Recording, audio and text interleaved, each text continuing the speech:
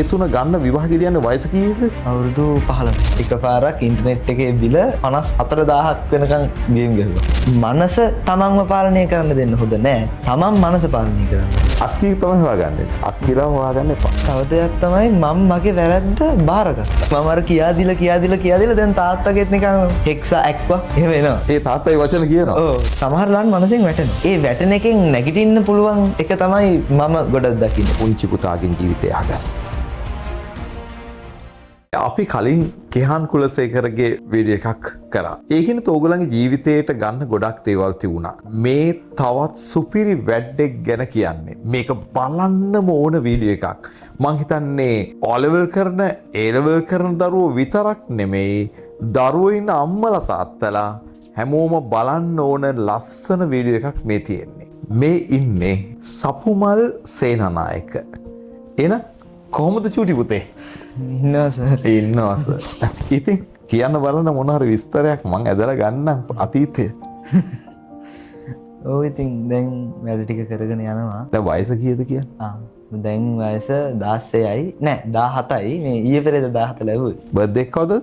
පෙබරවාරි 13. අවුරුද්ද? 2009. 2009. හරි ලස්සන කතාවක් තියෙනවා. මම සියෝකෙම් එකට ක්ලාස් එක කරන්න එනවා. මම වාහන නවත්තලා බැහැර යනකොට ලිෆ්ට් එක ළඟට යනකොටම මට අපේ ස්ටාෆ් එකෙන් ඇවිල්ලා කිව්වා මේ පොඩි ළමයෙක්ව පන්තියට දාන්න ඇවිල්ලා ඉන්නවා කියලා. මං කියන්නේ මං O-level පන්ති කරන්නේ නෑ මේ ඒ අම්මත් එක්ක ඇවිල්ලා ඉන්නේ. මං එතකොට සාමාන්‍ය පොඩි ළමයෙකු මම පන්තියට ගන්නෑ. මම ඔයා හිටියේ සියෝකෙම් එකේ සෙනඟ පිරලා හිටියා. පුංචි පුතෙක් ඉන්නවා අම්මගේ අතේ එල්ලිලා අර පොඩි උන් අම්මගේ අතේ එල්ලලා ඉන්නකොට කකුල් එහෙට මෙහෙට කරනවා දඟ කරනවා අර එහෙම සීන් එකක් තියෙන අන්න ඒ වගේ කෙනෙක්. ඒ ගන්න මම මේ ගිහිල්ලා දරුවොත් එක්කනේ අම්මත්ගෙන් ඇහුවා ඇයි මොකද කියලා. ඒ ගන්න කිව්වා සර් මේ පුතාව පන්තියට දාන්න කියලා. මම මේ මෙයාව මම පොඩි අයව ලොකු අය අතරට දාන්න කැමති නෑ. ඒකම ලොකු වයස වැඩි ළමයෙක් આવොත් පොඩි අයගේ පන්තියට දාන්නේ නෑ. හරවලා යවන වාර අනන්තයි. එන්න මට එදා මොකක්ද හිතුණා මේව ගන්න ඕනේ කියලා. මම කරේ පුංචි වැඩක්. මං කිව්වා හරි ඔයා ඉගෙන ගන්න ලෑස්තිද? පොතක් ගෙනල්ලාද? ඒක ගෙනල්ලා තිබුණේ නැහැ මං හිතන්නේ. තිබුණේ නැහැ. මම පෑනුයි කොලයි දුන්නා. දීලා වෙරලා මේ කොවිඩ් ඉවර වෙනකොටම තමයි මේ පුතා ආවේ. මම පෑනයි කොල ටිකයි දීලා ගිහින් ඉස්සරහ පෙරින් වාඩි කෙරෙව්වා. වාඩි කරවලා ගණන් 10ක් බෝඩ් එකේ දැම්මා. ගණන් 10ක් බෝඩ් එකේ දාලා මම ගෲප් ක්ලාස් එකක් කරා ඒ වෙලාවේ. ඒ ගෲප් ක්ලාස් එකේ තමයි වාඩි කරගත්තේ. ඒ ගණන් 10 බෝඩ් එකේ ලිව්වා. ඊළඟ මම හැමෝටම කිව්වා හදන්න කියලා. මතකද? ඉතින් කියන්නකෝ එහෙමනම්. ඔක්සිකරන. ඒ පාඩමේ ඔක්සිකරන සංඛ්‍යාව හොයන්න තිබ්බේ. අර ඔක්සිඩේෂන් නම්බර් එක. මම ඔක්කොම ටික කරා පළවෙනි එක කරාට පස්සේ මම ඔක්කොම ටික කරගෙන ගියා. ඔව්. මම එකක් කරලා පෙන්නුවා. ඔක්කොම ටික කරා. මම ඒ වෙලෙම තීරණය කරගත්තා කොල්ල වැඩ කියලා. පෑන අල්ලන විදිහ මං හිතාගත්තා. එතකොට පුතා කිව්වා මේ ගොඩක් දුර ඉන්නේ යක්කල ඔන්ලයින් කියලා. මං කිව්වා බෑ කියලා. අඩුම ගානේ මාසයක්වත් එන්න මං ඊට පස්සේ බලලා තමයි ඔන්ලයින් එකට දාන්නේ කියලා. කියන්නේ ඊට පස්සේ ඊළඟ දවසෙත් එන්න වුණා මට. මං ආවේ සතුද මං හිතන්නේ. අඟහරුවාද දවසක. අඟහරුවාද දවසක ආවේ. ඊට පස්සේ දවසෙත් මට එන්න වුණා. ඊට පස්සේ සෙනසුරාදා මං හිතන්නේ. ඔව් සෙනසුරාදා. එදා ඇවිල්ලා ඊට පස්සේ මට ක්ලාස් එක හදලා දුන්නා. ඊට පස්සේ මම ගත්තා මුල් ටික මට අර මිස් වෙලා තිබ්බන ටික. ඒ ටික බලා ගන්න ගත්තා. ඒ ටික කරගෙන ඒ මට මිස් වෙච්ච වීඩියෝ ටික කවර් කරගෙන මං ආවා. ඉතින් ඔව් එතකොට හැබැයි හුඟක් වෙලාවට යක්කල ඉඳලා වුණත් ෆිසිකල් පන්ති තමයි ආවේ. ඒන හැම දවසකම අම්මා ආවනේ. ඔව්. අම්මා ආවා. ඉතින් චූටි පුතානේ පොඩි එක්කෙනා. සමහරවිට අම්මා ඇවිල්ලා කතා කරන දරුවා කොහොමද? මම ටිකක් දවස් යනකොට කිව්වා බය වෙන්න එපා. පොඩි එකා වැඩ ටික කරනවා. ඒතර පුතේ ඉතින් මේ ඔයාට ඇයි එහෙම? ඒතර වයස කීයද එනකොට? 12යි. 12යි. වයස 12න් මේ දඟකාර පොඩියෙකුට ඇයි එහෙම හිතුනේ? මොකද්ද ඔයාට මේ සිතුවිල්ල එන්න හේතුව? මොකද්ද ඒකේ වස්තු බීජය මෙහෙම සිතුවිල්ලක් එන්න? පළවෙනි එක තමයි අපේ තාත්තයි සර්ලයි. තාත්තයි මේ මගේ ගුරුවරයෙක්. මගේ ඔයා කියන්නකෝ හැමෝටම ඇහෙන්න. ඔයා කරේ ලන්ඩන් O-level. ලන්ඩන් O-level කරා. ඒක කරේ වයස අවුරුදු 12ක් තියෙද්දි. එහෙම මේක ඉවර වෙච්ච ගම තමයි ආවේ. ලන්ඩන් O-level කළා ඉවරලා පාස් වුණාට පස්සේ රිසල්ට් ආපු ගම තමයි ආපු ගමන් තමයි සිංහල මීඩියම් ඇඩ්වාන්ස් ලෙවල් කරන්න ආවේ. වයස අවුරුදු 12යි. ඔව්.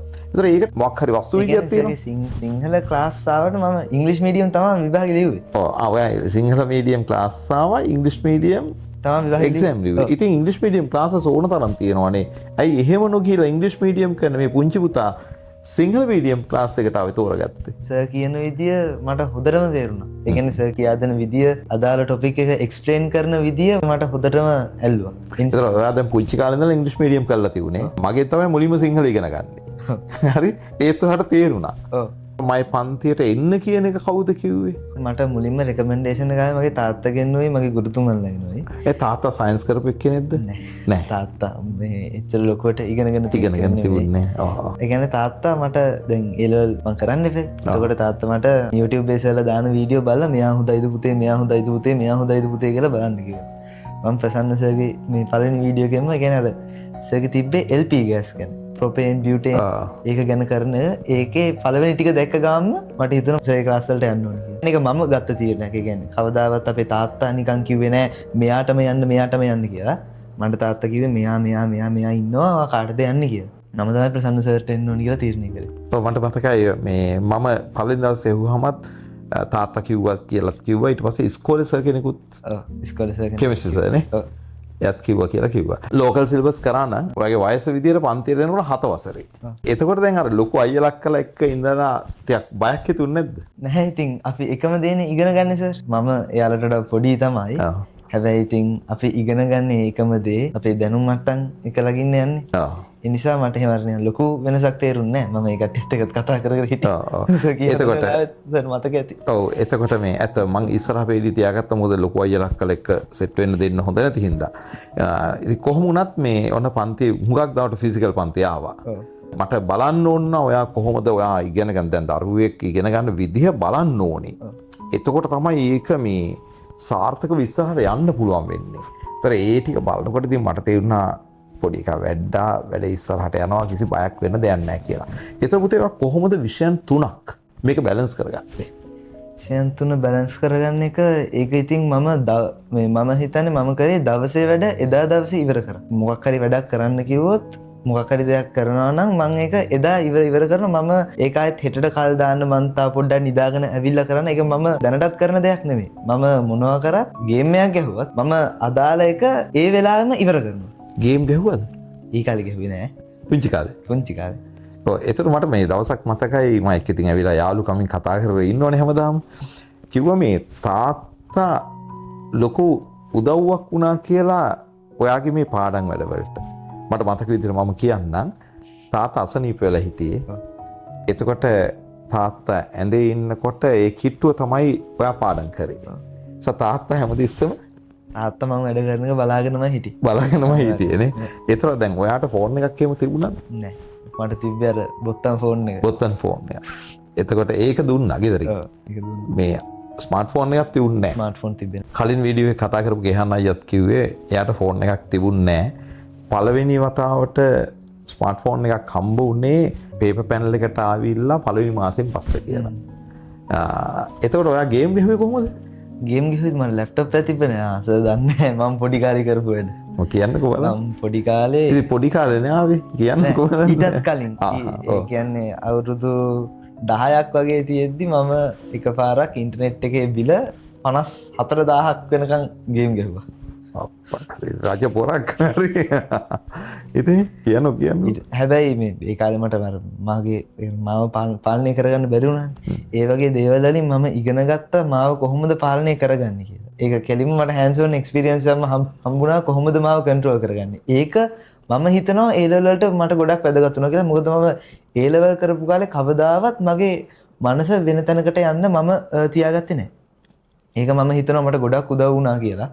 ඒ කියන්නේ ජීවිතේ වෙච්ච වැරදීම පුංචි කාලෙදි වෙච්ච වැරදීම පුංචි කාලෙදිම ජීවිතේ ජයග්‍රහණයට යොමු කරගන්න පුළුවන් තරම් බුද්ධියක් ඔයාට තිබුණා.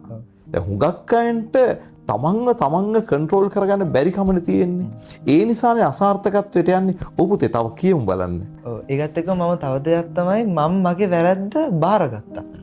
ඒ කියන්නේ දැන් මේ මම පොඩි කාලේ කරපු දෙයක් තමයි ඒ කියන්නේ තාත්තා මට පොඩි කාලේ ක්‍රිකට් පුරුදු කරනවා. එතකොට තාත්තා මට මගේ වැරද්ද පෙන්නද්දී මම මගේ වැරද්දක් දැක්කා. ඒ කියන්නේ ඒ කාලෙත් සමහර වෙලාවට නෑ මම මෙහෙම නෙමෙයි මම හරියට ගහනවා. තාත්තේ ඔයා බලාගෙන ඉන්න විදිය වැරදි කියලා මම එහෙම කියන්නේ නෑ මම එහෙම කිව්වා තාත්තට. හැබැයි ඊට පස්සේ මටම තේරුණා ඔව් නේද මම මෙහෙම නේද ගහලා තියෙන්නේ. මම මම දකිනවා මගේ කොලිටියක් මගේ වැරද්ද බාර ගන්නවා මම. ඒක පුතේ අද හුඟක් මිනිස්සුන්ට වරදින ප්‍රධාන තැනක් තමයි තමන්ගේ වරද අනුපිට දානවා. ඕගොල්ලෝ 10 දෙනෙක් කතා කරන්නේ හැමතිස්සෙම කියන්නේ ඕක හරියන්නේ ඕක බෑ. ඕක කෙරෙන්නේ නැති වැඩක්. ඕක අමාරුයි. තමන්ගේ වැරද්ද අනුපිට දාලා පණින්න හදන සමාජයක් තියෙන්නේ. අන්න එතකොට ඒ වගේ දරුවන්ට, ඒ වගේ පුරවැසියන්ට මේ පුංචි පොඩි පුතාගේ කතාව වැදගත් වෙයි. කියන්න ඉතුරු ටික. ඉතින් එතකොට මමගේ වැරද්ද බාරගත්තා. ඒක තමයි දෙවෙනි එක. තුන්වෙනි එක තමයි මං බාරගත්ත වැරද්ද මම හදා ගන්නවා කියලා මම අදිෂ්ඨාන කරගත්තා. මම අර සර්ගේ අර මං එක දවසක් ක්ලාස් එකට ඇවිල්ලත් කිව්වේ මනස තමන්ව පාලනය කරන්න දෙන්න හොඳ නෑ. තමන් මනස පාලනය කරන්න ඕනේ. ඒක තමයි මම ඒ ලෙවල් ගොඩ ගිය ප්‍රධාන හේතුව කියලා මම හිතන්නේ. ඔව්. එතකොට දැන් ඔයා මේ ගෙදර ඉඳන් පන්තිරේ එන්න කොච්චර වෙලා ගියාද?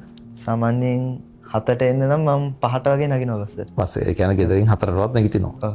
ඉතින් දැන් ඔය වයසේ පොඩි කෙනෙක් 7 වසරේ ඔයගොල්ලන්ගේ ගෙවල් වල නගිමල් කෙනෙක් කියනවා 7 වසරේ. ඔය වගේ කැපකිරීමක් කරලා තමන්ගේ ජීවිතයේ දිනන්න ඕනේ කියන අදිෂ්ඨානයක් තියෙයිද? ඒ උන්නේ ඇඩ්වාන්ස් ලෙවල් කරන දැන් අවුරුදු 20ක් ආසන්න වෙන ඔයාට තියෙනවද?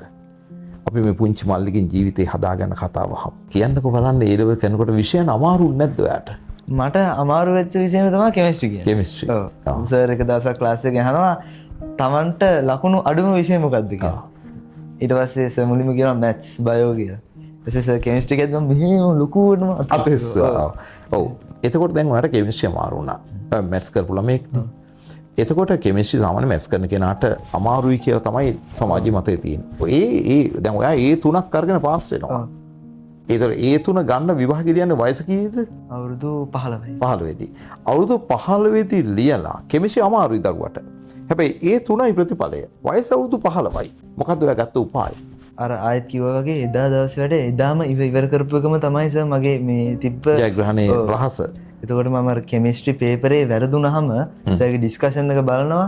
ඒ මේ බලාගත්ත ඩිස්කෂන් එක තාත්තට කියා දෙනවා. ඒ බලාගත්ත ඩිස්කෂන් එක මටම කියා දෙනවා. ඒ බලාගත්ත ඩිස්කෂන් එක අර මගේ වැරදිච්ච දේවල් තියෙන මම ලියපු නැති දේවල් තියෙන. ඒව උඩ මම කොළ අලවලා මේ කොළ කැලි කපලා අලවලා හරි උත්තරේ ලියලා ඒක වහලා මම ආයෙත් එක කරනවා. ඒ වගේ මගේ දැනුම අප්ඩේට් කරගන්න. ඒ කියන්නේ මම දන්නේ නැති දේවල් මගේ ඔළුවට දාගන්න මම මේ ගොඩක් කැප වුණා.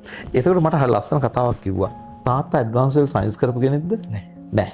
ඒක තාත්තට ඔයා කෙමිස්ට්‍රි කියා දෙනවා. ඔයාට වැරදිච්ච ටික තාත්තට කියා දෙනවා.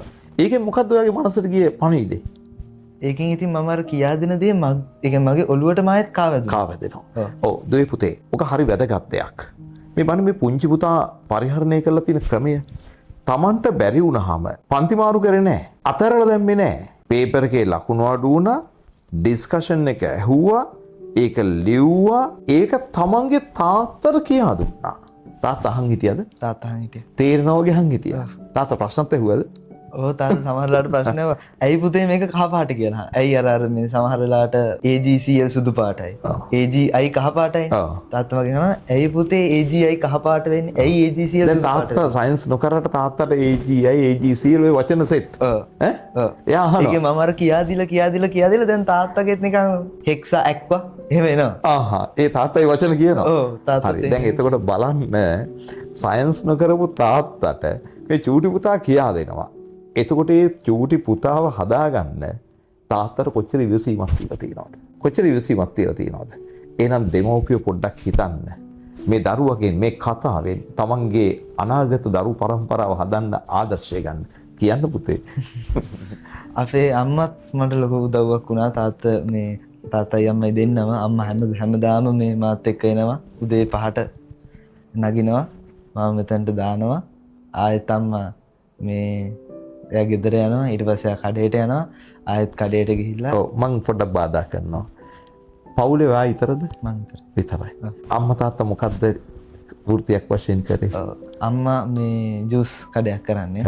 ඊට පස්සේ තාත්තා දැන් තාත්තගේ කොන්ද ඉන්ජර් වෙලා. ඔව් ඒ දවස්වල මට කිව්වා මේ පන්තිරේ එනකොට තාත්තා ඒතර අසනීප වෙලා ඇඳේ හිටියේ කියලානේ. ඉතින් කොච්චර මානසිකව වැටෙන්න ඕන එකක්ද මේ පුංචි පුතා ඒ මානසික ශක්තිය හදලා තියෙන්නේ. ඕගොල්ලොත් මේ පුංචි පුතාලා දුවලා අම්මා තාත්තවත් ශක්තිමත් කරන්න. දැන් බලන්න මේ ජීවිත කතාව ඇතුලේ හරි ලස්සන දෙයක් තියෙනවා. තාත්තා සයන්ස් කරලා නැහැ. පුතාට පන්තිය තෝරන්න උදව් කරනවා. පුතාගේ කෙමිස්ට්‍රි තාත්තා අහගෙන ඉන්නවා. පුතාගෙන් ඒ ප්‍රශ්න අහනවා. තාතරේ වචන පුරුදු වෙනවා. කොයි තරම් කැපකිරීමක් කළාද? අම්මා පුතා උදේ පාන්දර පන්තිර දාලා ආයි යක්කරට ගිහිල්ලා තමන්ගේ ව්‍යාපාරය කරනවා.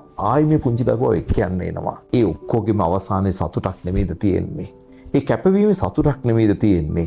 ඒ කැපවීමෙන් ඇත්තම ජීවිතේ දිනන්නේ තියෙන්නේ. ඊතර පුතේ තවත් කියන්න තව ලස්සන දේවල් තියෙනවා ඇත්තටම.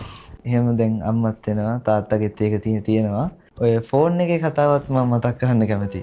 මම දැකලා තියෙනවා මගේ මාත් එක්ක හිටපු අයියලාටත් හැම වෙලාවෙම ස්මාර්ට් ෆෝන් එක තියෙදි ඉතින් ඒක ඔබන්න නිකම්ම එනවා ඇගින්. ඒක සාමාන්‍ය මනුස්ස ස්වභාවය. එතකොට මම දැක්කදී මම අර බොත්තම් ෆෝන් එක ගෙනම එහෙම එකක් මට නැහැ. එහෙම එකක් මට තාම නැහැ.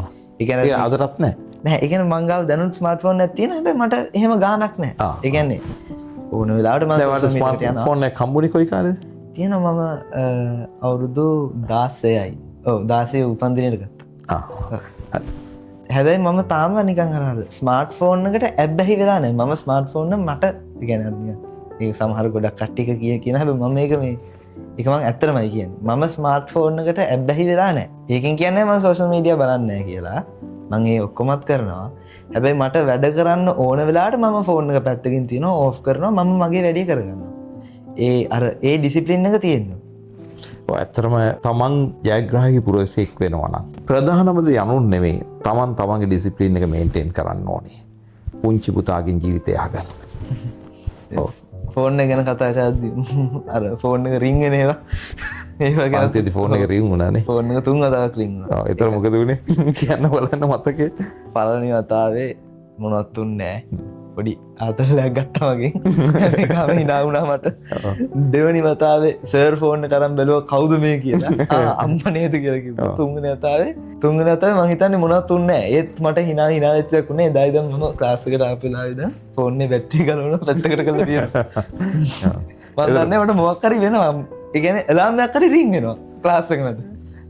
ඔය ඉතින් මේ පොඩි එකානේ බනින්නත් බෑ දැන් ඉතින් බනින්නෙත් නෑ එහෙම දැන් ආදරෙන්නේ දරුවන්ට කතා කරන්නේ දැන් ඔයාට අවුරුදු 12 වයසේ තමයි මේ මොකද්ද මේ ලෝකෙ වෙන්නේ මේ සයන්ස් එකෙන් මේක පහද ගන්න පුළුවන් ඒකේ එයිම් එක තියාගෙන ඔයා වැඩ කළා අවුරුදු 12න් A level කරන පටන් අරගෙන අවුරුදු 15න් A level කරලා ඒ තුනක් ගත්තා හැබැයි ඔයාගේ අවුරුදු 12න් එහෙම චින්තනයක් ඔලුවට ආපු ළමයෙකුට තව ගොඩාක් අනාගතය ගැන සිතුවිලි ඇති. දැන් මොකක්ද මේ ඒ තුන අරගෙන කරන්නේ? ඉංජිනේරින් යනවද? මොකක්ද කරන්නේ? මොකක්ද ඉස්සරහ ප්ලෑන් එක කියලා මට කියන්න හරි ආසයි අහන්න. මම දැන් හිතන් ඉන්නේ ඉංජිනේරින් නොයා ඉන්න. ඉංජිනේරින් කරන්නේ නැතුව මම කරන්නේ ඉන්නේ ෆිසිකල් සයන්ස්. Physical science. ඒකට හේතුව තමයි මම ආසයි මෙතනින් ඉදිරියටත් මම මේ ඉගෙනගත්ත විෂයන් ඇතුලේ මොනවද තියෙන්නේ කියලා දැනගන්න. ඒ කියන්නේ විෂයන් ඉගෙන ගන්න. ඒක මෙඩිසින් ඉංජිනේරින් ඒක කරන්න බෑනේ. හරි කියන්නේ. අපි ඉගෙන ගත්ත මැත්ස් ටිකම තව මොනවද ඒකට ඊට පස්සේ තියෙන්නේ. දැන් උදාහරණයක් විදිහට මම ඉගෙන ගත්ත දෙයක් තමයි අපි මේ සාමාන්‍යයෙන් ඉගෙන ගන්න ධාරා විද්‍යුතය ඇතුලේ තියෙනවා මේ අපි ගණිතය ඉගෙන ගන්න සංකීර්ණ සංඛ්‍යා ටික. අර ඒ වගේ නිකන් අපි හිතන්නේ නැති තැන්වල අමුතු සම්බන්ධතා තියෙනවා. ඒ කියන්නේ වෘත්තයක් අපිට පුළුවන් සංකීර්ණ සංඛ්‍යාවක් සහ අර E කියන ඒ සංඛ්‍යාවෙන් කියන ඒ අමුතු ලස්සන දකින්න තමයි මේ ලෝකේ තියෙන මම ඒකට ලස්සන කියලා කියනවා. අන්න ඒ ලස්සන දකින්න තමයි මම ෆිසිකල් සයන්සස් තෝරගන්නේ. දැන් එතකොට පුතේ දැන් ඇඩ්වාන්ස් ලෙවල් කරලා යුනිවර්සිටි එකක් අපේ රටේ ගොඩක් කල් බලාගෙන ඉන්න ඕනේ. දැන් ඔයා මේ තකහණි ඉක්මනට අවුරුදු 12න් A level කරන්න ඇවිල්ලා මේක කම්ප්ලීට් කළා. දැන් යුනිවර්සිටි එනකන් දැන් කොච්චර කල් මේ වෙනකොට බලන් හිටියද? මං හිතන්නේ දැන් A level කරලා අපි හිටියා මාස රිසල්ට්ස් ආවේ එනකන් දෙසැම්බර්නේ ඉවරුනේ. ඊට පස්සේ දැන් යුනිවර්සිටි පටන් ගන්නේ දැන් ඔයාලට යුනිවර්සිටි ඇවිල්ලා අප්‍රේල් 20. අප්‍රේල් 20. එතකොට තමයි ඔය මේ කාලෙදි මොකක්ද කරේ? ඔයාගේ ඔය වගේ ලොකු ඉලක්කයකට යන දරුවෙක් නම් මොනවද කරන්න නැති? ඒකත් පොඩ්ඩක් කියන්න. ඒ අර සිලබස් එකේ අග තියෙනවා මේ රෙෆරන්ස් බුක්ස් කියලා. ඔය මේ සම්පත් පොතේ ගයිඩ් එකේ තියෙනවා. අන්න ඒ පොට්ටි කරන් මම මේ කියවනවා. ඒකේ තියෙන ගණන් හදනවා. මම එතකොට ඒකෙන් ඒ කියන්නේ මම කැමති දැනුම මම ලබා ගන්නවා. මේ ටික ඔය ටික කරනවා. ඔව් ඒ ටික කරන ගමන් තමයි ඉන්නේ. ෂා නියමයි මරු. ඒ කියන්නේ දැන් ඔය ඇත්තටම ගත්තොත් එහෙම ඇඩ්වාන්ස් වල කරාට පස්සේ යුනිවර්සිටි යන්න ඉන්නකන් ඔය හැම ළමයෙකුටම තියෙනවා ස්ටැට් ඒ වගේ විෂයන් කරන්න. ඒ වගේ කරගෙන ගියාම යුනිවර්සිටි එකේදී ලොකු නොලෙජ් එකක් එනවා. දැන් පුතා මම හිතන්නේ නියම ට්‍රැක් එකකට බහලා තියෙනවා. තව කියන්න. එතකොට ඉතින් මම ඒ පොත් ටික බලාගෙන යනවා.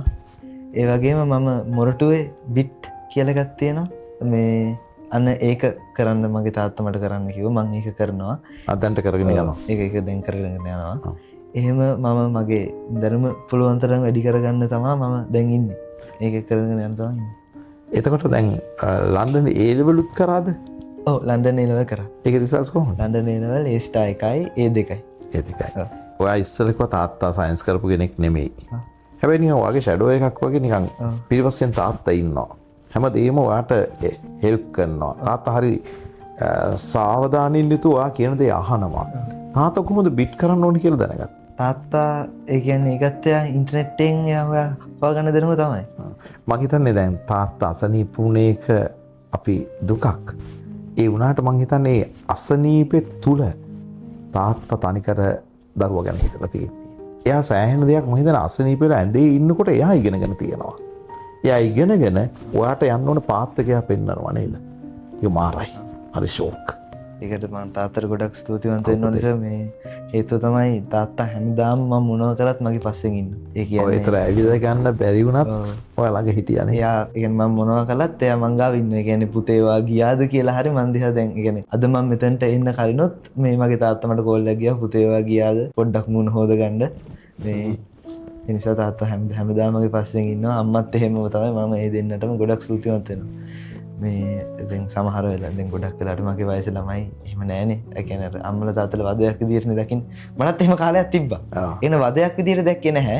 අර මගේ පිටිපස්සෙන් එන එක මට නිකන් ලැජ්ජාවක් වෙන්න දෙයක් කියලා මට හිතුණා. ඒ දවස්වල. ඒ ඉස්සර කාලේ. දැන් ඒ වෙනකොට ඔයාලගේ සතුටක් නේද? ඔව්. ඒ කියන්නේ දැන් මම මේ ළමයෙක්ට දෙන්නෙක්ට කියා දෙන්න ගන්න. මේ ගත්තා. ඒ කියන්නේ මගේ වයසේම කට්ටියට මම කියා දෙනවා. ඒතර එයාට කියා දෙද්දි මට තේරෙනවා මම මෙයාලගේ හොදට තමයි කියා දෙන්නේ මෙයාලා මට අගේන්ස්ට් එකට එනවා. මට තේරෙනවා දැන් මම මගේ අම්මටයි තාත්තටයි කරලා තියෙන්නේ මෙයාලා මට කරන දේම තමයි. ඒ නිසා මම දැන් සතුටු වෙනවා මගේ අම්මයි තාත්තයි මගේ හොදටම මේක කර කියලා. ඒ කියන්නේ දැන් මට තේරෙලා දැන් මම ඒක මම ලැජ්ජාවක ඉදිරිය නෙමෙයි දකින්නේ. ඒ ඇත්ත තමයි. සාමාන්‍යයෙන් දෙමව්පියන්ට තියෙන එක්ස්පීරියන්ස් එක දරුවෙකුට දෙනකොට දරුවට මුලින් රුස්සන්නේ නැහැ ඒක. හැබැයි සමහර බුද්ධිමත් දරුවෝ ඒ දෙමව්පියන්ගේ එක්ස්පීරියන්ස් එක තමන්ට ගත්තහම යන්න පුළුවන් දුර ගොඩක් වැඩි. ඔයාගේ තාත්තා මම දකින විශිෂ්ටයෙක්. එයා සෑහෙන උසස් දැනුමක් තියෙන කෙනෙක්. එයා මම මතක් කරා කියන්න. ඒක මං කලින් ආපු වෙලාව ඇහුවා යක්කල කොයි හැරිද ගෙවල් තියෙන්නේ පාරෙන් දුරද කියලා. මට ඒ තාත්තා ඔයාව බලන්න නෙමෙයි. ඒ තාත්තව බලන්න යන්න ඕනේ. මම වෙලාවක අනිවාර්යෙන් කෝල් එකක් දීලා එනවා. එතකොට මම වගේ කලින් කරන ඒ කියන්නේ පොඩි වයසකින් ඒ ලෙවල් කරන ළමයි දැන් සර්ගේ ක්ලාස් එකේ ඉන්නවද? ඔව් ඉන්නවා. මේ දවස්වල එක දරුවෙක් එයාගේ අම්මයි තාත්තයි එක්ක වැකේෂන් එකට ආවට පස්සේ ඒගොල්ලෝ ඕස්ට්‍රේලියාවේ ඉන්නේ. අවුරුදු 13 දුවට මේ ඔයා වගේම පුංචි ළමෙක් ආවේ. එයාත් දැන් එහෙම කරගෙන යනවා. ඉතින් ඔන්ලයින් වලින් එහෙ ඉඳලා ඉගෙන ගන්නවා. මම ඒත් ඇහුවා ඒ වෙලේ ඇයි ඉතින් ඉංග්‍රීසි මීඩියම් කරන ගමන් මගෙන් මෙහෙම ඉගෙන ගන්න හදන්නේ කියලා. ඒ ගානේ කොහොමසගේ වීඩියෝ බැලුවාම මේ ගොඩාක් අර ඒ කියන දේවල් කන්සෙප්ට් ටික සබ්ජෙක්ට් එක දැනගෙන කියන්න කියන එක තේරෙනවා කියලා. ඒක මේ හරි ලස්සන දෙයක්. ඒ අම්මයි තාත්තයි මම ඉගෙනගත්ත ජයවර්ධනපුර විශ්වවිද්‍යාලෙම සයන්ස් ඩිග්‍රී කරපු අම්මා තාත්තා කෙනෙක්. ඒ වගේම මම මේ වීඩියෝ එක ඔයාව ගන්න ලොකු හේතුවක් තමයි මට අවශ්‍ය වෙනවා ලොකු දෙයක් කරන්න මේ සමාජෙට. එතකොට මට ඕනේ නෝ ඔයා වගේ දඟකාර පුංචි දුවල පුතාලව ළඟින් තියාගෙන උගන්වන්න. ඒකට මම ඇත්තට මේ සැරේ පුතේ අලුත් ක්ලාස් එකකුත් පටන් ගන්නවා ඒ වෙනුවෙන්ම. ඒක good news එකක්. හරි මොකද මේ කොළඹ ඉස්කෝලවල හුඟක් වෙලාවට වැඩේ ස්පීඩ් යනවා. ඒකටත් හෙල්ප් එකක් වෙන අතරේ ඔයා වගේ ළමයිව මේ ඇහි තියාගෙන උගන්වන ස්පෙෂල් ක්ලාස් එකක් මේ සැරේ මම සියෝකෙම් එකේ පටන් ගන්නවා. එතකොට සර් මේ තව දෙයක් තියෙනවා. ඔව්. මම දැක්ක සර්ගේ වීඩියෝ වල 8 වෙනි අයිලන්ඩ් ෆෙස්ට් බිහි කරනවා. ඔව්. මම ඒක දැන් එක මිනිස්සුන්ගේ එක කාලෙට එක හීන තියෙනවනේ. ඉස්සර අපිට තියුණ හීනයක් මේ ලොකුම ළමයි ඉන්න පන්තිය හදන්න ඕනේ කියලා. ඉතින් ඒක මම හැදුවා. මේ කියන්නේ කළුතර, ගාල්ල, ගම්පහ, කොළඹ ඔය හැම නගරෙකම ඔන්ලයින් නැතුව සෝෂල් මීඩියා නැතුව උගන්නලාම මේ ඉතිහාසෙ ගම්පහ තිච්ච ලොකුම පන්තිය කරලා තියෙන්නේ මේ දක්වත් මම. කළුතරත් එහෙමයි. ගාල්ලෙත් එහෙමයි. නොගේගොඩත් එහෙමයි. නමුත් දැන් අද තියෙන මට ඒ ආසාව නෙමෙයි. ඔයාලා වගේ පුංචි කීටයෝ හදන්න. ඒක අපි වයස යනකොට පරිණත වෙනකොට එක ආසාවක් එනවා. දැන් මට ලොකුම ආසාව තියෙන්නේ මගේ පන්තියෙන් අයිලන්ඩ් ෆස්ට් 8 වෙනිය හදන්න. මම පුතේ මේ දවස්වල ඒකට ගොඩක් මහන්සි වෙනවා. 26 විභාග ගන්න අයලක් කරලා තියෙන තව මාස 5යි. මම සිලබස් එකේ මේ වෙනකොට පාඩම් 14න් 12ක් උගන්වලා. තව පොඩි ප්‍රමාණයක් තියෙන්නේ. මේ ඉස්සරහ සතේ එක්ස්ට්‍රා ක්ලාස් එකක් කරලා තව එකක් ඉවර කරනවා. ඒ හැම දෙයක්ම කරන්නේ මේ දරුවන්ගේ රිසල්ට්ස් හදන්න. ඒ දරුවෝ ඒකට හරි කැමතියි. මොකද ඔයා වගේ කොටසක් ඉන්නවා සමාජයේ කාලේ නාස්ති කරගන්න නැතුව තමන්ගේ නිශ්චිත කාලයෙන් එක්සෑම් කළ යුනිවර්සිටි යන බලාගෙන. ඒක ඔයාට ලස්සනට තේරෙනවා වයස කියන එක. හැබැයි බහුතරේ ඉන්නේ ලංකාවේ තමන්ගේ වයස ගැන ආකල්පයක් නැහැ. කාට හරි බ්ලේම් එක දාලා එයා ඒ වැඩෙන් ෂේප් වෙලා එයාගේ අනාගතේ නාස්ති කරගන්න එක. එයාට ආපස්සට හැරිලා බලන්න තරමට චින්තනයක් එයාගේ ඔළුවේ නැහැ. හැබැයි ඔයා වගේ කොටසක් ඉන්නවා. දැන් මම වැඩියෙන් ફોකස් කරන්නේ අන්නේ කොටස. මොකද්ද සර් පටන් ගන්නවා කියපු ස්පෙෂල් ක්ලාස් එක? ඔව්. පුතේ මේ ස්පෙෂල් ක්ලාස් එක කියලා 2028 තමයි පළවෙනි වතාවට පටන් ගන්නෙ. මම මේකට මේ දවස්වල විශේෂ නිබන්ධන හදලා ගොඩක් වැඩ කරනවා. මේකේ අරමුණ මේකයි. කොළඹ දිස්ත්‍රික්ක ඉස්කෝල ගත්තොත් ඒවේ ඉන්න ගුරුවරු ඉක්මනට විෂය උගන්වනවා. ඇඩ්වාන්ස් පේපර්ස් දෙනවා. ඒකම සිලබස් එක ඉක්මනට කවර් කරනවා. ඒක මම දැකලා තියෙන ලංකාවේ කොහෙවත් නැති විශේෂ දෙයක්. ඒතර මේ කොළඹ දිස්ත්‍රික්කේ දරුවන්ට උවමනා වෙනවා ඉක්මනට විෂය ඉගෙනගෙන තමන්ගේ ටර්ම් ටෙස්ට් එකේ ලකුණු හදාගන්න. මොකද ඒ එක්සෑම් එකේ ලකුණු හදන්න ඉස්සෙල් ටර්ම් ටෙස්ට් එකනේ මුලින් තියෙන්නේ. ඒකේ ලකුණු හදාගන්න නැතුව අරගේ මවන්න බෑනේ. ඔන්න ඔය අවශ්‍යතාවයේ තියෙන කොළඹ දිස්ත්‍රික්කේ ළමයි ගොඩක් ඉන්නවා. අන්නේ විශේෂිත අවශ්‍යතාවයේ තියෙන දරුවන්ට සහ අර ඕගොල්ලෝ වගේ පුංචි කීටයෝ ඉන්නේ. ඒගොල්ලන්ට ලංකාවේ කොහේ හිටියත් ඒ වගේ පුංචි කීටයන්ට මේ සබ්ජෙක්ට් එක ඉක්මනට ක්‍රමවත්ව කලබලයට නෙමෙයි හෙමින්සර් ඔළුවට යන විදියට හැබැයි ඉක්මනට වැඩ ටික කරනවා. ඒකල්ල මාස 5ක්වත් කලින් සිලබස් එක කවර් කරන ඒගොල්ලන්ගේ වැඩ එදිනෙදා අධීක්ෂණය කරන ලොකු ප්‍රෝග්‍රෑම් එකක් කරනවා. ඒක තමයි මේ ස්පෙෂල් ක්ලාස් එකක් කියලා කිව්වේ. අපේ කාලේ සිලබස් එක ඉවර කරලා පේපර්ස් උත් කරලා ඔක්කොම කරන්නේ සර්. ඔව් ඒක ඇත්ත. දැනට 26 පන්තියෙත් මම සිලබස් එක 90ක් ඉවරයි. දැන් ඒගොල්ලන්ට ABCD full papers පැය පහේ papers පටන් ගන්නවා. ස්පීඩ් රිවිෂන් පටන් ගන්නවා. ඒව මුකුත් මේ සාමාන්‍ය පන්තියට කියලා අඩුපාඩු කරන්නේ නැහැ. ළමයෙකුට ඉගෙනීමේ ભેදයක් කරන්නේ නැහැ. නමුත් මට මෙතන අවශ්‍ය වෙන්නේ වෙනින් දෙයක්. මේකත් මමත් පටන් ගන්න ප්‍රථම වතාවට. කියන්නේ මගේ එක්ස්පීරියන්ස් එක වඩාත් හොඳට ළමයිට දීලා මේ ළමයිව ළඟ තියාගෙන කිසිම ළමයෙකුට මේ පන්තියට ඇවිල්ලා වැඩ නොකර ඉන්න බෑ. හැම ළමයෙකුටම කෙමිස්ට්‍රි ඒකක් දෙන්න වෙනම විශේෂ වැඩපිළිවෙලක් හදනවා. හැම ළමයෙකුටම අනිවාර්ය පෞද්ගලික අවධානය යොමු කරනවා. මේකේ අර හැම කෙනෙකුටම ඇවිල්ලා ඉන්න බැරි වෙයි. මේකට ඇවිල්ලා හිටියොත් එයා එළියට යන්නේ හොඳ ඒකක් අරගෙන. මට ඔයා වගේ අර ලෝකෙ ඉස්සරහා දකින විද්‍යාඥයෝ විශේෂ පුද්ගලයෝ හදන්න තමයි මම මේ පන්තිය උපයෝගී කරගන්නේ. ඒකම මේ පන්තිය තියෙන සුපිරි බව මේක අපි කරගෙන යනකොට ඕගොල්ලන්ගේ ඉස්කෝලේ ටෙස්ට් එකේ පළවෙනි ලකුණු තලයේ ඉඳලම තේරුම් ගන්න පුළුවන් වෙයි. මේක ලොකු කැපකිරීමක් කරන අලුත් වැඩක්. පරණ එක්ස්පීරියන්ස් ඔක්කොම එකට ජවයට හයි කළා දෙන අලුත් වැඩක්. මේකයි සුපිරි වැඩක් විදියට කරන්න මේ දවස්වල මම ලොකු විදියට ප්ලෑන් කරගෙන යනවා. හරි පුතේ. ඒක තමයි අපි ඉස්සරහට ප්‍රායෝගික අත්දැකීම තුලින්ම පැහැදිලි කරමුකෝ. අම්මා කිව්වා මේ ඔයාලා මට කියන්නත් එපා කිව්වා කරාටි පොරක් කියලා. මොකද ඒකත් පොඩ්ඩක් කියන්න කමන්නේ නැහැ. මං පොඩි කාලේ ඉඳන් කරාටි කරා. කීවස විදන්ද? ග්‍රේඩ් 1 ඉඳන්ම කරා. අප්පට සිරි. බයත් එක්ක. ඊට පස්සේ මම බ්‍රවුන් එකේ අන්තිම වෙනකන් ගිහිල්ලා බ්ලැක් කරන ටෙස්ට් එක කරන්න නැතුව මම අයින් වුණා A level වලට. A level වලට. ඊට පස්සේ දැන් ආයෙත් කැම්පස් දැන් ආයෙත් කරනවා. මට මේ මගේ පන්තිවල මට ගොඩාක් හම්බ වෙනවා ක්‍රිකටර්ස්ලා, ෆුට්බෝල් ප්ලේයර්ස්ලා. දැන් මේ කරාටි, ඔයත් ක්‍රිකට් කරා ඉස්සරහ, කෙහන් බැඩ්මින්ටන්. හරි? මම බැඩ්මින්ටන් ගන්නවා. ෂා. එතකොට දැන් මේ කියන්නකෝ මේ ඔය වගේ එක්ස්ට්‍රා දේවල් කරන එක අධ්‍යාපනයට බාධාවක් නොවන විදිහට ඔයා මේක මේන්ටේන් කරගන්න කොහොමද කියලා. මොකද මම හරි ආසයි එහෙම ආයෙට. එතකොට ඔයා කිව්වොත් මේක බලන් ඉන්න නංගිර මල්ලාට අන්නේ අදහස. ඒකටත් දෙන්න තියෙන කලින් උත්තරේම තමයි සර්. එදා දවසේ වැඩේ එදා දවසේ ඉවර කරනවා. එදා සතියේ වැඩේ එදා සතියේ ඉවර කරනවා. ඔය දැන් ඔය ප්‍රැක්ටිස් ගිහිල්ලා ආවම මහන්සි කියලා අතාරින්න නැතුව වැඩ කරනවා. කවදාවත් නැහැ. නෑ මහන්සි නැහැ. වැඩ කරන්න යද්දි මට මහන්සිය දැනෙන්නේ නැහැ. මම සමහර දවස්වලට මෙහෙ ඇවිල්ලා මෙහෙ ඉගෙනගෙන 6:00ට බස් එකේ නැගලා ගෙදර 8 වෙනවා වගේ යන්න. ඊට පස්සේ තව වීඩියෝ එකක් බලලා තමයි මේ මං අර සර්ගේ නෝට් ටිකක් බලාගෙන සර්ගේ පේපර් ඩිස්කෂන් එකක් කරලා නිදාගන්නේ. ඔව් ඒක පුතේ මමත් පොඩ්ඩක් එකතු කරනවා. දැන් මගෙන් සමහර යහළුවෝ අහනවා ඔයාට මහන්සි නැද්ද කියලා. නෑ මට මහන්සි නෑ. මම හරි ආසාවෙන් මේක කරන්නේ. හරි කැමැත්තෙන් කරන්නේ.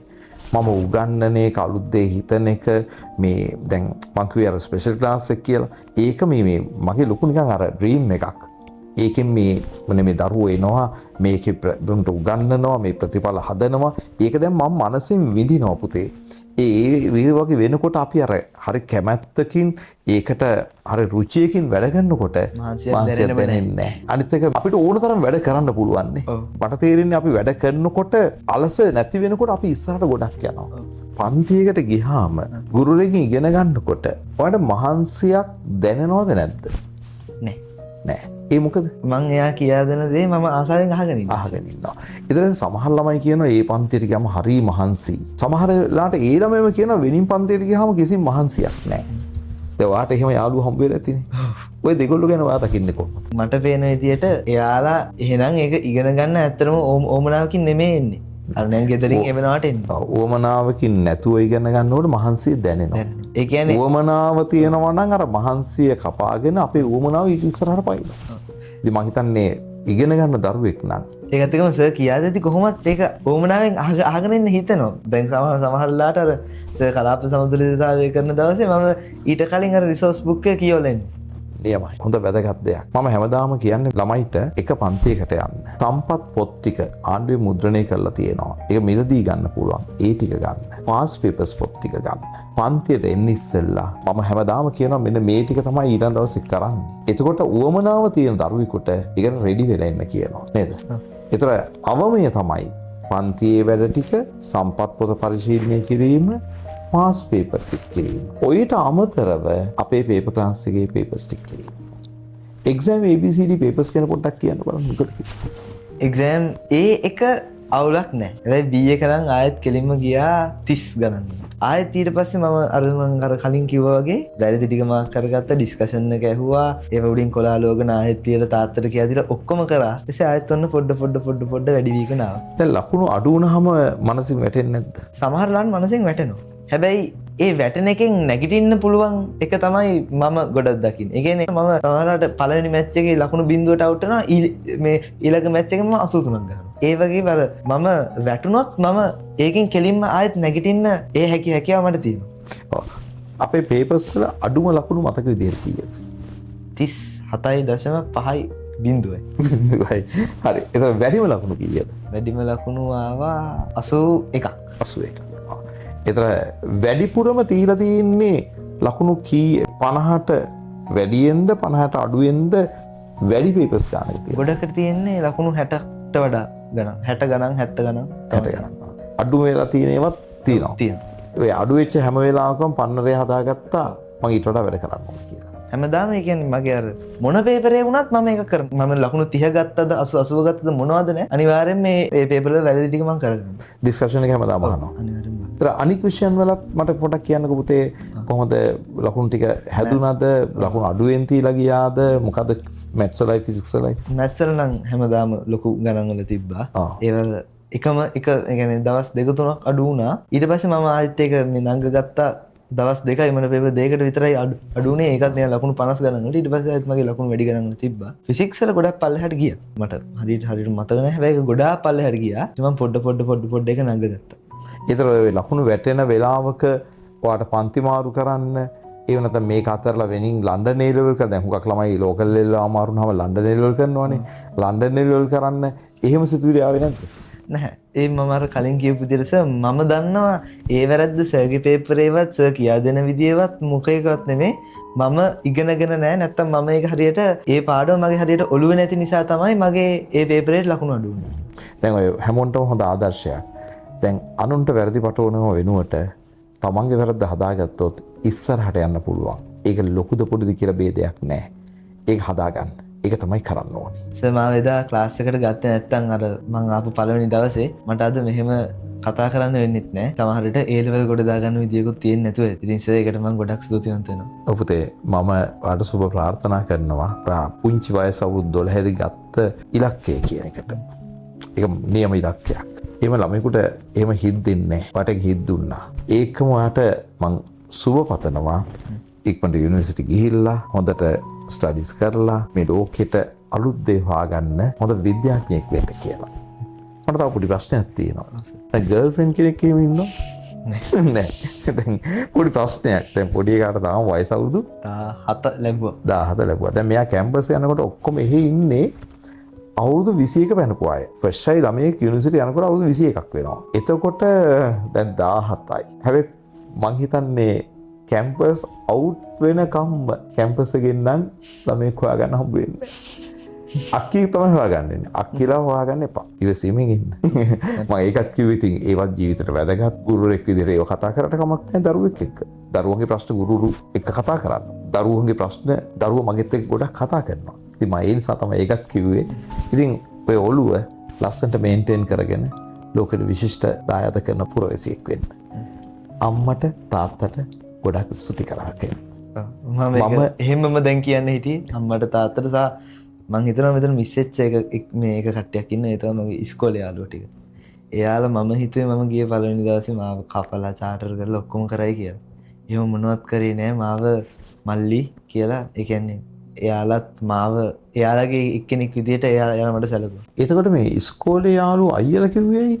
ඒ කියන්නේ මම ඉස්කෝලේත් අවුරුදු 2ක් මේ උඩ ක්ලාස් එකේ උඩ ක්ලාස් එකෙත් එක හිටියේ. ඔව් මට මේ අයියලා කිව්වම මතක් වුණේ අපේ පන්තිත් ඇවිල්ලා දැන් මුලින්ම මම පළවෙනි පේරියෙන් තියාගත්තේ. ටිකක් දවස් යනකොට මෙයා අයියා වෙන්න ගත්තා. පොඩ්ඩක් ලොකු අයියලත් එක්ක ආශ්‍රය කරන්න ගත්තා. පොඩ්ඩක් නිකන් කතා කරන්න සෙට් වෙගෙන ආවා. මතකද? හරි. එතකොට මම වහාම කැඳෙව්වා ඉස්සරහට. ඉස්සරහ පේරි තියාගෙන මං ගියා මේ පොඩි ළමයා ලොකු අයව ආශ්‍රය කරන්න පරිස්සමෙන්. තමන්ගේ එයිම් එක තියාගෙන යන්න කියලා. හරි ඉතින් අපි පන්තියේ කොහොමද විනෝදෙන් හිටියේනේ. ඔයාව ඉතින් හැමෝම හොරතලා විදිහට අක්කලා අයියලා හැමෝම ඔය එක්ක hina වෙලා මෙයාට විහිළු කරනවා. ඉතින් අපි පන්තියේ ටිකක් ෆන් එකනේ කොහොමවත් කරන්නේ. මේ ඉතින් මෙයාට ඉතින් හැමෝම ආදරෙයි. පන්තියේ හැමෝම ආදරෙයි. එහෙමනම් පුතේ අපි ගොඩක් කතා කරා. මම අනාගතයේ දවසක ඔයත් එක්ක කතා කරන්න ආසාවෙන් ඉන්නවා. හැබැයි ඔයා කවදා හරි දවසක මේ ලෝකෙට සේවය කරන දවසක මම ජීවිතුන් අතර නැති වෙන්න පුළුවන්. එහෙම වුණත් මම හිතන්නේ ඔයාගේ හිතේ මම කෙනෙකුත් නැහැ. මම ඉන්න තාක්කල් මට ඔයාගේ හිතෙන්න කෙනෙක්. අනිවාර්යයෙන්ම සර් මට අමතක වෙන්නේ සර් දීපු උදව්ව.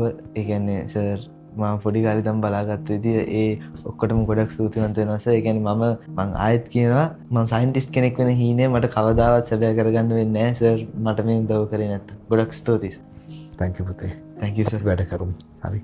ආයි දවසක හම්බ වෙමු. සර් ඉවර කරනකොට පොඩ්ඩක් ඉන්න මට මෙයාලට කියන්න දෙයක් තියෙනවා. මේ මට හරියට සිංහල වර්ඩ්ස් ටික ගල්පක ගන්න මට වර්ඩ්ස් ටික මේ ගල්පව ගන්න හරියට විදියක් නැහැ. ඒ නිසා please excuse me, I'm very sorry for that. But I hope you understood what I said, and I hope you would have and you would get a better future from listening to this, and also you would be motivated and you would continue your works and everything you do right now to achieve your future goals. All the best.